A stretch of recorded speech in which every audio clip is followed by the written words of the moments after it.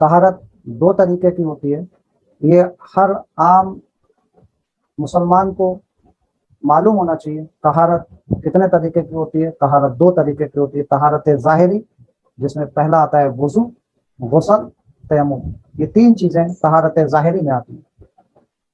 اگلا جو ہے طہارت باطنی، استغفار، عبادات کی پابندی، نمبر 3 قرآن پاک کی تلاوت، نمبر 4 درود سلام کی کثرت، نمبر 5 مخلوق خدا کی خدمت یعنی خلق خدمت۔ یہ 5 چیزیں جو آتی ہیں وہ طہارت باطنی میں آتی ہیں۔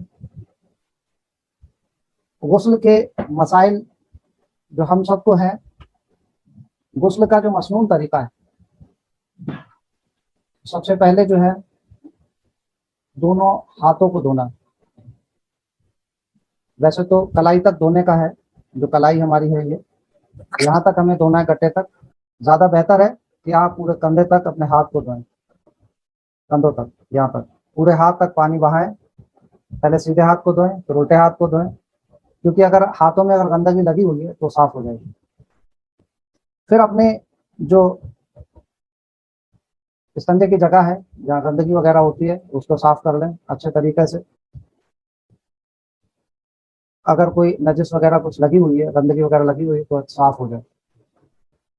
اس کے بعد پھر وضو کریں۔ اگر آپ غسل خانے میں ہیں اور نیچی جگہ ہے تو پیر بعد میں دھوئیں، اور جگہ ٹھیک ہے جسے چھینٹے آنے کی وہ نہیں ہے تو آپ پیروں کو اسی درمیان میں دھو لیں۔ اور غسل کے درمیان ہمیں وضو کے بعد 3 بار ہمیں پانی بہانا ہے۔ سب سے پہلے سر پہ پانی بہانا ہے 3 لوٹے، پھر اس کے بعد سیدھے کندھے پہ، پھر ہمیں الٹے کندھے پہ۔ علماء اکرام نے ایسا بھی کتبوں میں لکھا ہے کہ پہلے سیدھے کندھے پر، پھر الٹے کندھے پر، پھر سر پہ۔ کوئی بھی چیز جب اوپر سے نیچے آتی ہے تو وہ اونچائی سے نیچے گرتی ہے، تو بہترین طریقہ جو محققین نے بتایا ہے وہ سر سے پہلے بہائیں پانی، پھر بائیں کندھے پر، مطلب سیدھے کندھے پر، پھر الٹے کندھے پر، اس طریقے سے پانی بہائیں اور اچھے سے جسم کو ملیں۔ ویسے تو صابن کا زمانہ ہے، جسم اپنے آپ ہی کوئی بھی اگر بال برابر بھی جگہ اگر سوکھی رہ جاتی ہے تو آپ کا غسل نہیں ہوگا۔ غسل سب سے پہلی چیز ہے جو ہمارے جسم میں پاکی لاتی ہے، اور غسل میں کافی دھیان رکھنا ہے جس سے کہ ہر جگہ پورے طریقے سے بھیگ جائے۔ اس میں 3 فرض ہیں۔ سب سے پہلا فرض ہے کلا کرنا۔ کلا کا مطلب یہ ہے کہ اس طریقے سے خالی کلا نہ کریں کسی گیا منہ میں پانی گیا نکال کے پھینک دیا، پورا غرارہ کرنا، گھاٹی تک پورا حلق تک جانا۔ پھر اس کے بعد دوسرا جو ہے وہ ناک میں پانی بہانا، پانی چڑھانا، تو مطلب جو نرم ہڈی ہے نا وہاں تک پانی جائے، اور اگر کوئی ناک میں گندگی وغیرہ تو صاف ہو جائے۔ اسی طریقے سے حلق تک پانی جانا ہے، گلے جو میں نے کلا کے بتایا حلق تک پانی جانا ہے، ایک دم صفائی باہر آ جائے۔ ناک کا بھی یہی ہے، اگر کوئی گندگی ہے تو اسے صاف کریں، اگر کوئی چھوٹ جاتا ہے تو غسل نہیں ہوگا۔ تیسرا فرض یہ ہے کہ پورے جسم پہ پانی بہانا، 3 لوٹے پانی بہانا۔ یہ تھا غسل کا طریقہ۔ اب اس میں غسل کے جو فرائض جو میں نے وہ آپ کو بیان کر دیے، کیونکہ وہ جڑ تک جو میں نے بتایا وہ غسل کے فرائض ہیں۔ اور غسل ہم پر کن صورتوں میں فرض ہو جاتا ہے؟ یہ غسل جو ہے ہمارے اوپر 5 صورتوں میں فرض ہوتا ہے۔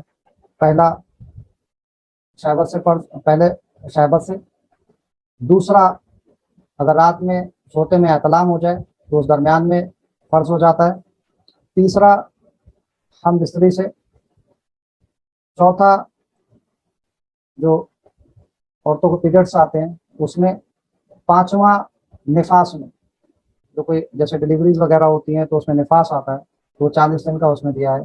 تو ان 5 صورتوں میں ہم پر غسل فرض ہوتا ہے۔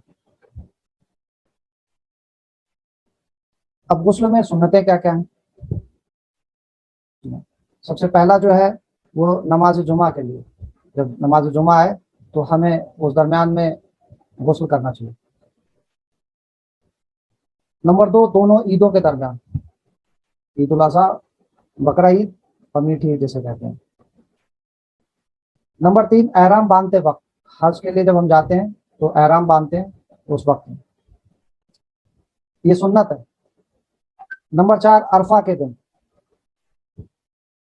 یہ ہم پر 4 طریقے سے غسل کرنا سنت ہے، ان 4 درمیان میں 4 وقتوں میں غسل کرنا سنت ہے اور ہمیں کرنا چاہیے۔ اب اس میں غسل میں کیا کیا چیزیں مستحب ہیں؟ اس میں 5 چیزیں ہیں وہ مستحب ہیں۔ جو آدمی پاکیزگی کی حالت میں مسلمان ہوا، یہ مستحب ہے، اگر مسلمان ہوا ہے تو اسے غسل مستحب ہے۔ جو بچہ عمر کے اعتبار سے بالغ ہو۔ نمبر 3، جو شخص جنون عارضہ سے احتیاط ہوا ہو۔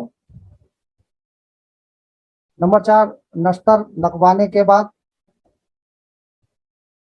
نمبر 5، میت کو غسل دینے کے بعد۔